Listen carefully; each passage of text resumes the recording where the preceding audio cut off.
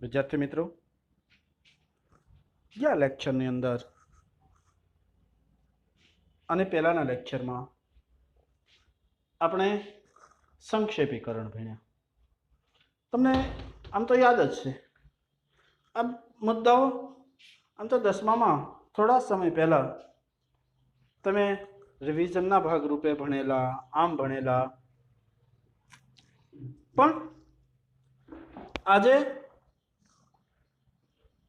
આ 12મા અને 11મા ધોરણ અંતર્ગત ગદ્ય સમીક્ષા અથવા તો પદ્ય સમીક્ષા અથવા તો પદ્યાર્થ ગ્રહણ, આટલા મુદ્દાઓ આપણે ધ્યાનમાં રાખવા જેવા છે. હું મુકેશ ગઢવી આપણે ગુજરાતીની અંદર જે લેખન વિભાગના મુદ્દાઓ ભણીએ, મેં તમને કીધું હતું કે હાઈએસ્ટ સ્કોર કરવો હોય, સારા માર્ક્સ લાવવા હોય તો આ બે મુદ્દાઓ એવા છે કે આ બે મુદ્દાની અંદર આમાં 5 માર્ક્સનું પૂછાય છે અને એ 5માંથી 5 આવી શકે. પ્રશ્ન 1, 2, 3, 4 અને 5મો પ્રશ્ન કમ્પલસરી હોય. કયો હોય ખબર છે ને? 5મો પ્રશ્ન છે, આપેલા કાવ્યનું યોગ્ય શીર્ષક આપો.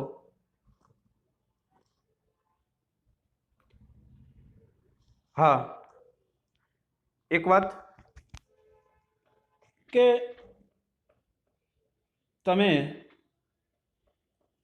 કાવ્યો જે કદાચ વાંચતા હશો, 10મા ધોરણમાં ભણ્યા ને એના કરતાં સહેજ હાર્ડ કાવ્ય હશે, અઘરું હશે.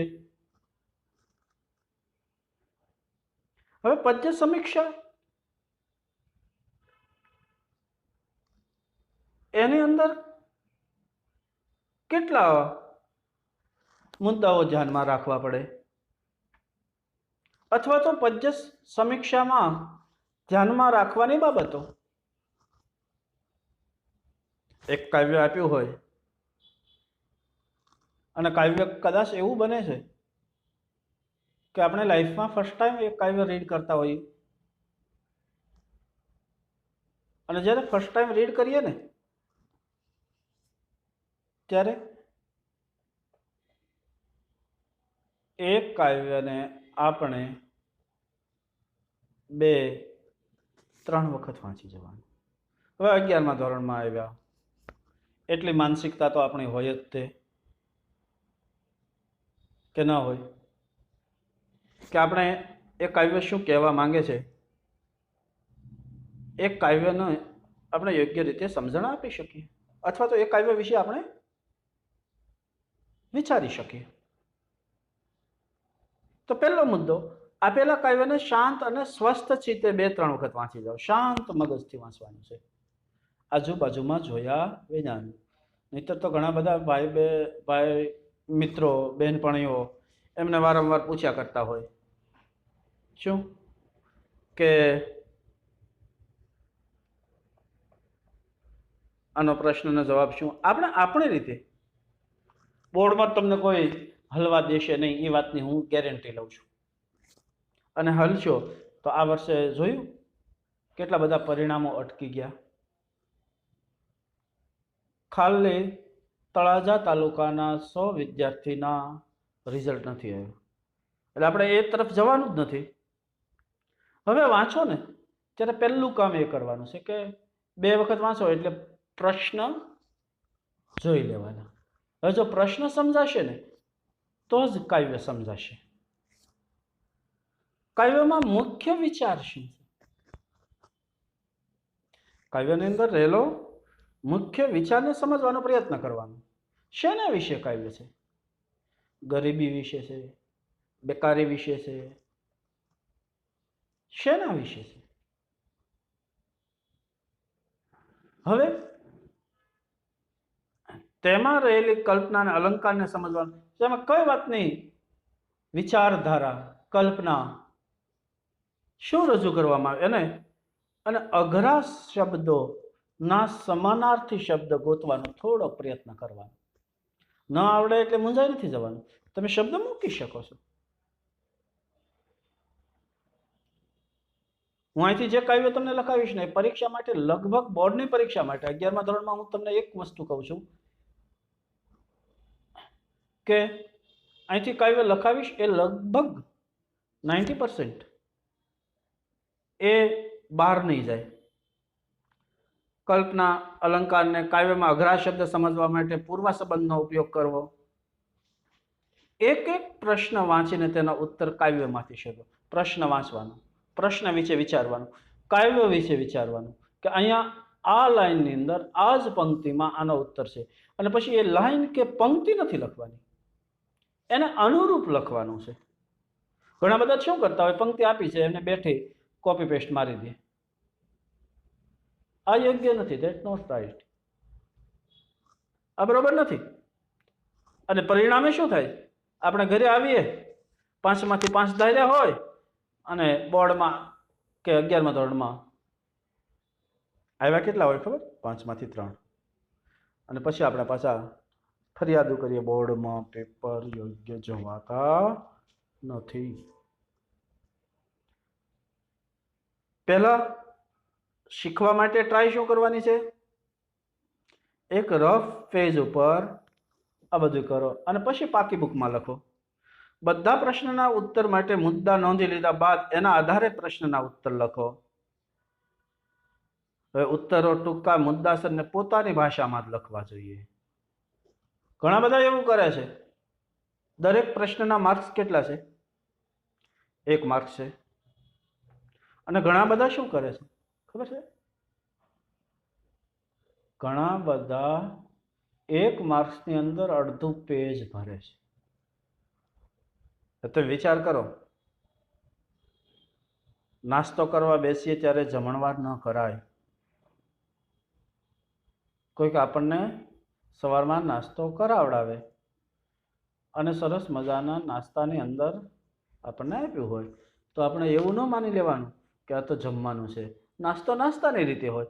1 માર્કનો પ્રશ્ન હોય ત્યાં એટલું જ લખવાનું હોય, 2-3 લીટી તો વધુ થઈ ગઈ.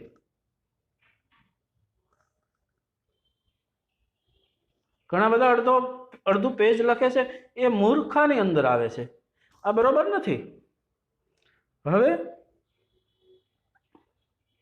કાવ્યની ભાષા ભલે અઘરી હોય પણ એને આધારિત પ્રશ્નના ઉત્તર લખવાના. કાવ્યની ભાષામાં જ નથી લખવાના, એને આધારિત લખવાના છે. એને અનુકૂળ સરળ ભાષામાં ઉત્તર લખાવવો જોઈએ. ઉત્તર 5-6 વાક્યમાં નથી લખવાના. 5-6 વાક્યમાં લખશો તો પેપર જોવાવાળો તમને મૂર્ખ સમજશે, અને આપણે મૂર્ખતામાં જવાનું નથી. તમારા ઉત્તરો લખાણમાં ખાસ યાદ રાખજો, હાયર સેકન્ડરીમાં છો ત્યારે જોડણી, વિરામ ચિહ્ન વગેરે પર ખાસ ધ્યાન રાખો. એના ઉપર ખાસ ધ્યાન રાખવાનું. જો લખાણની જોડણી શુદ્ધ નહીં હોય તો માર્ક કપાવવાની પૂરી શક્યતા છે. ઉદાહરણ તરીકે મેં તમને સમજાવવાનું છે કે હું એક અહીંયા શબ્દ લખું છું, બરોબર, કે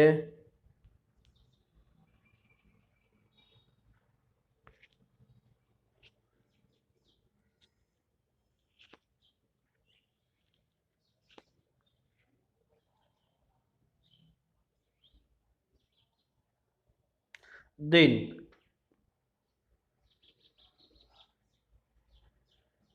અને દિન, આ દિન એટલે દિવસ, આ દિન એટલે ગરીબ. હવે તમને પૂછવામાં આવ્યું હોય કે ભારતમાં આજ શિક્ષક મારો આજનો દિવસ સારો, આજનો દિન સારો ગયો. હવે તમે દિન રસ્વ કરો તો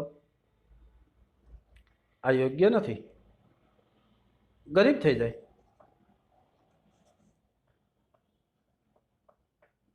બરાબર. એટલે ખાસ જોડણીમાં શબ્દની અંદર ધ્યાન રાખવું, હસ્વ હોય ત્યાં દીર્ઘ ન મૂકવાનો પ્રયત્ન કરવો, અને शीर्षक। હું હંમેશા એક વાત કહેતો હોઉં છું કે શીર્ષક યા તો પહેલી બે લાઈનમાં અથવા તો શીર્ષક છેલ્લી બે લાઈનમાં હોય, મોટા ભાગે મિડલમાં નથી. અને છતાંય તે કાવ્ય કે પેરેગ્રાફ કોઈ પણ હોય, અને આખો વાંચો એટલે શેના વિશે કહેવા માંગે છે એ આપણને એક વખત તો ખ્યાલ આવી જ જશે. આપણને એના વિશે ખ્યાલ આવે એટલે આપણે 100% આપણે એ એટેન્ડ કરી શકીએ. શીર્ષક 100% શ્યોર હોય કે આનું શીર્ષક આ જ આવે છે, કારણ કે શીર્ષક સાચું હોય ને એટલે મોટા ભાગે તમને એમાંથી 5માંથી 5 મળે. શીર્ષક ખોટું હશે તો જ બોર્ડની અંદર તપાસવા જશે, બાકી 5 આપી દેશે. એટલે 100% શ્યોર હોય તો એક જ શીર્ષક લખવું, 50-50 હોય તો 2 કે 3 લખી શકાય. 3 શીર્ષક વધુમાં વધુ લખી શકો. પછી તમે પાછું અડધું પેજ શીર્ષકનું ન ભરતા હો, સાહેબે કીધું હતું ને લખી નહીં. શીર્ષક આખા કાવ્ય વિશે શું કહેવા માંગે છે, અને પછી લખેલા 5 ઉત્તરો. ઉત્તર પૂરો થાય એટલે પૂર્ણ વિરામ, અલ્પવિરામ ક્યાં મૂકવું, અવતરણ ચિહ્ન ક્યાં મૂકવા, અર્ધવિરામ ચિહ્ન ક્યાં મૂકવું, એ બધું એ જોઈ લેવું. આ 7 મુદ્દાઓ આપણે ખરેખર નજરમાં રાખવાના છે. હવે 7 મુદ્દાઓ નજરમાં રાખવામાં છે, સાથે સાથે એક કવિતા આજે ભણવાની છે. એ કવિતા આપણે જોઈએ તો સરસ મજાનું મકરંદ દવેનું કાવ્ય છે, કોણે કીધું. હું પહેલા વાંચી જાઉં છું અને પછી સમજાવીશ, અને પ્રશ્નના ઉત્તર તમારે લખવાના છે. કોણે કીધું હું સમજાવું છું એટલે ધ્યાન રાખજો, મગજ અહીંયા રાખજો. ખોટો સિરિયલોમાં મગજ ન વયું જાય, પિક્ચરમાં ન વયું જાય, બરોબર. કોણે કીધું ગરીબ છીએ, કોણે કીધું રાંગ. કોણે કીધું ગરીબ છીએ, કોણે કીધું રાંગ. કાં ભૂલી જા મન રે ભોળા, આપણા જુદા આંખ. કાં ભૂલી જા મન રે ભોળા, આપણા જુદા આંખ. થોડાક નથી સિક્કા પાસે, થોડાક નથી નોટ. થોડાક નથી સિક્કા પાસે, થોડીક નથી નોટ. એમાં તે શું બગડી ગયું, એમાં તે શી ખોટ. જો કવિ શું કહે છે, કોણે કીધું ગરીબ છીએ. કોણે કીધું અમે ગરીબ છીએ? ગરીબનું વિરુદ્ધાર્થી તવંગર, પૈસાદાર. અને કોણે કીધું રાંક? અમે ગરીબ એ નથી અને અમે ભિખારી નથી. આપણા મનના વહેમ છે. અમે ગરીબ નથી. 4 વ્હીલ ન હોય, મોટો જબર બંગલો ન હોય, એસી ન હોય, આપણે ગરીબ છીએ ના? કેટલું દીધું છે ઈશ્વરે, ખુદાએ. આપણે તેની અંદર આપણા મનની લઘુતા ગ્રંથિ, આપણા મનના વહેમ છે. અમે ગરીબ છીએ. શું નથી? થોડાક સિક્કા નથી ને થોડીક નોટો નથી, બસ. બીજું કઈ પ્રશ્ન? આપણી પાસે શરીર છે, અને શરીર પાછું કેવું છે? તંદુરસ્ત. પૈસાદારને જ કોરોના થાય છે, ગરીબને નથી થતું. ભાવનગરમાં કેટલા ગાંડા રખડે છે, 21 કોરોના. જો કે આપણે ગાંડો નથી થઈ જવાનું પાછું, એમ ન કહેતા સાહેબ, એમ કહે ના. થોડાક નથી સિક્કા, થોડીક નથી નોટ. એમાં શું બગડી ગયું, અને એમાં આપણને શું, કઈ વાતની ખોટ છે, એમાં કયો માઇનસ પોઈન્ટ છે? That's right. કારણ ઉપરવાળી બેંક બેઠી છે. ઉપરવાળી બેંક એટલે કોણ? ઉપરવાળી બેંક એટલે ઈશ્વર, ભગવાન, ખુદા, પરવરદિગાર, આપણી માલમમાં. એ તો કેવી છે? ખૂબ જ સમૃદ્ધ છે, માલમ માલ, પૈસાદાર છે. એને ખોટ છે કઈ? નથી, એને શીખવટ. દેને વાલા જબ ભી દેતા દેતા છપ્પર ફાડ કે, આજ નહીં તો કાલ એ મારી સંભાળ લેવાનો. એ માલો માલ. આપણને વિશ્વાસ નથી. આજનું ખાણું આજ આપે ને કાલની વાતો કાલ. આપણે તો પેઢીઓનું ભેગું કરવું. મારો દીકરો અને એનો દીકરો ખાય તો ન ખૂટે એટલું ભેગું કરવું હોય તો એને કેવો માણસ કહેવાય ખબર? લુચ્ચો માણસ કહેવાય. આજનું ખાવાનું આજે આપી દીધું, કાલની વાતો કાલ. કાલની વાતો કાલે. કાલનું નથી વિચારવાનું, કાલે દહ્ય જ રહેશે. આપણે ખરેખર સિટી પોઈન્ટમાં જમવાની ઈચ્છા હોય તો કદાચ ન થાય, પણ આપણને સામાન્ય જમવાનું આપણે ઘરે જે શાક રોટલી દાળ ભાત છાશ ખાઈએ છીએ એ તો આપી જ દેવાનો છે. આજનું ખાણું આજ આપે, કાલની વાતો કાલ. ધૂળીએ માર્ગ કંઈક મળે જો આપણા જેવો સાથ. કેવો માર્ગ કીધો છે? ધૂળીએ માર્ગ. ધૂળિયો માર્ગ એટલે કારણ કે આપણા જેવા વ્યક્તિઓ. ધૂળિયો માર્ગ એટલે સામાન્ય, કોમન મેન. માર્ગ એટલે રસ્તો. ધૂળિયો આપણી જેવા જ માણસો આપણને મળે તો આપણે એમનો સાથ, અને એ આપણો સાથ આપે છે. અને શું સુખ દુઃખની વાર્તા કહેતા બાથમાં ભેળી બાથ. આપણે એમની સાથે સુખ દુઃખની વાર્તા વાતો કરતા બાથમાં એક પ્રેમથી લાગણીથી એમની સાથે રહીએ. ખુલ્લા ખેતર અડખે પડખે આઘે નીલું આભ. ખુલ્લા ખેતરો આજુબાજુમાં છે અને આ નૈસર્ગિક કુદરતી જીવનમાં ઉપર આભ છે અને વચ્ચે આ નાનું ગામડું. આપણું કેવું નિખાલસ જીવન.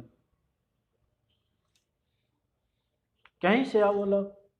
નિખાલસતામાં મજા છે. આજકાલના બાળકોમાં સૌથી મોટો માઇનસ પોઈન્ટ હોય ને તો દેખાદેખી. મારી બેન પણ, મારો મિત્ર, આ મોબાઈલ લીધો છે એટલે મારે લેવો છે. આપણે ઘરનું વિચારવાનું છે, એમનું નથી વિચારવાનું. મારો મિત્ર તો 4 વ્હીલ લાવે, મારે લેવાનું. મારો મિત્ર તો 50 લાખનો બંગલો બનાવે, મારે મારું ઘર પાડી દેવાનું. એક ગુજરાતીમાં કહેવત છે કે કોઈનો બંગલો જોઈને આપણી ઝૂંપડી ન સળગાવી દેવાય. યાદ રાખજો.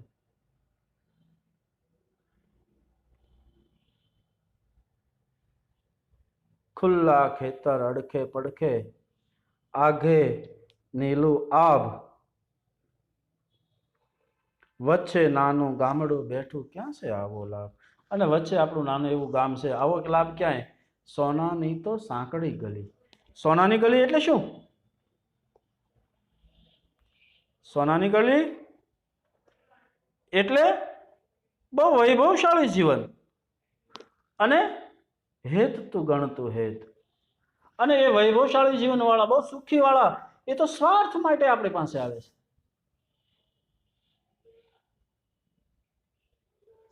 એનો વિશ્વાસ નહીં કરવાનો. દોઢિયા માટે દોડતા એમાં જીવતા જો. અને બહુ પૈસાદાર દોઢિયા પૈસા માટે દોડે છે અને એ જાણે એમની જિંદગીમાં જીવતા પ્રેતાત્મા, જીવતા ભૂત, જીવતા જીન હોય એવા લાગે. અને એ માનવીને જોઈ અમથું અમથું ફોરે આપણું વાત. આપણને જોઈને અમથે અમથું હસ, અમથે અમથું કેમ છો, મજામાં. એમાં એનો સ્વાર્થ સમાયેલો હોય છે. એના કરતાં આપણા ધૂળિયા માર્ગ, આપણી જેવા કોમન મેન સારા. એ આપણા સ્વાર્થ માટે નથી, આપણી સાથે લાગણીથી છે. અને એવા માણસ પાસે કદાચ ખૂબ પૈસા હોય, ખૂબ ધન હોય, દોલત હોય, નોટ સિક્કા નાખ નદીમાં ધૂળીએ માર્ગ ચાલ. એવા નોટને અને એવા સિક્કાને નદીમાં નાખ, તું ધૂળીએ માર્ગ, સામાન્ય રસ્તા ઉપર ચાલ. આમ તો તમને આખો આ કાવ્ય સમજાઈ ગયું છે. હવે જો 5 પ્રશ્ન છે. કવિ પાસે શું શું નથી? એની એના ઉપર શી અસર થાય છે? હવે આખું કાવ્ય સમજતા આન્સર લખાવું છું, લખતા જજો. નોટબુક અને પેન આ વિડીયો જોવો ને ત્યારે સાથે જ રાખવાની, એ પહેલી સૂચના.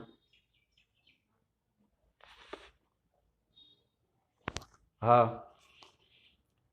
કવિ પાસે શું શું નથી એમના પર શી અસર થાય છે? આન્સર લખો. કવિ પાસે થોડાક સિક્કા અને થોડીક નોટો નથી. કવિ પાસે થોડાક સિક્કા અને થોડીક નોટો નથી, પણ કવિના મન ઉપર એની જરાય અસર થતી નથી.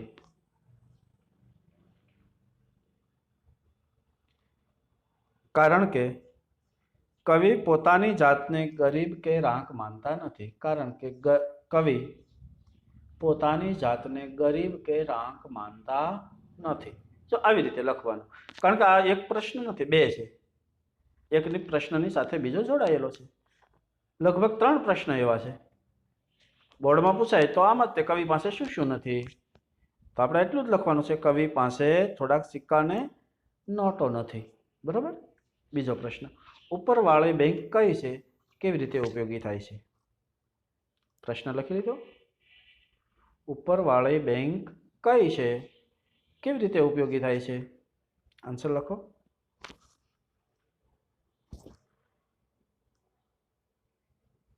ઉપરવાળી બેંક એટલે ઈશ્વર.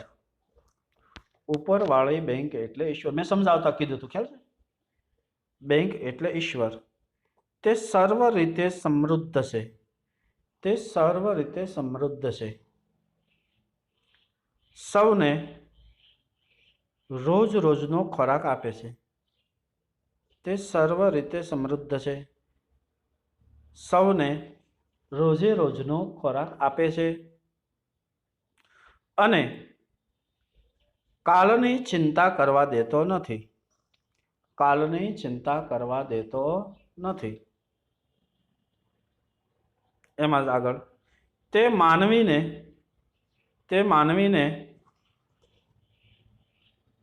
ભૂખ્યા જગાડે છે. તે માનવીને ભૂખ્યા જગાડે છે, પણ કોઈને ભૂખ્યા સુવાડતો નથી. પણ કોઈને ભૂખ્યા સુવાડતો નથી. ત્રીજો પ્રશ્ન, સોનાની સાંકડી ગલી એટલે શું? સોનાની સાંકડી ગલી એટલે શું? સોનાની સાંકડી ગલી એટલે ધનવાન લોકોનું સોનાની સાંકડી ગલી એટલે ધનવાન લોકોનું વૈભવશાળી જીવન. વૈભવશાળી. એમાં જુઓ તમે, ધનલોભી માણસો માટે કવિ શું કહે છે? ધનલોભી લોકોનું જીવન, આગળ લખો, ધનલોભી લોકોનું જીવન સ્વાર્થપૂર્ણ હોય છે. સ્વાર્થપૂર્ણ હોય છે. તેમના હિતમાં પણ ગણતરીપૂર્વકનો સ્વાર્થ છુપાયેલો હોય છે. ગણતરીપૂર્વકનો સ્વાર્થ છુપાયેલો હોય છે. તે ધનની પાછળ આંધળી દોટ મૂકતા લોકો, તે ધનની પાછળ આંધળી દોટ મૂકતા લોકો કવિને જીવતા જાગતા પ્રેત જેવા લાગે છે. ચોથો પ્રશ્ન, કવિને ધૂળિયો માર્ગ શા માટે ગમે છે? કવિને ધૂળિયો માર્ગ શા માટે ગમે છે? કવિને ધૂળિયો માર્ગ ગમે છે કારણ કે કવિને ધૂળિયો માર્ગ ગમે છે કારણ કે એમાં આપણા જેવા કંઈક સાથીઓ મળી જાય છે. એમાં આપણા જેવા કંઈક સાથીઓ મળી જાય છે જે આપણી સાથે મન ખોલીને સુખ દુઃખની વાતો